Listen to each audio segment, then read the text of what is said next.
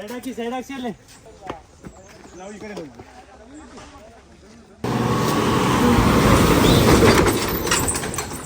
ಇಲ್ಲೇ ಬಿದ್ದಿದೆ ಅದು ಆನೆ ಬಿದ್ದಿದೆ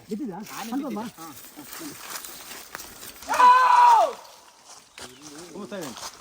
ಹತ್ತ ಕಡೆ ಸರ್ ಹತ್ತ ಕಡೆ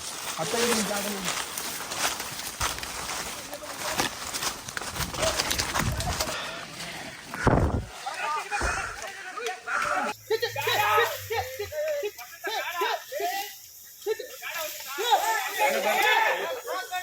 जा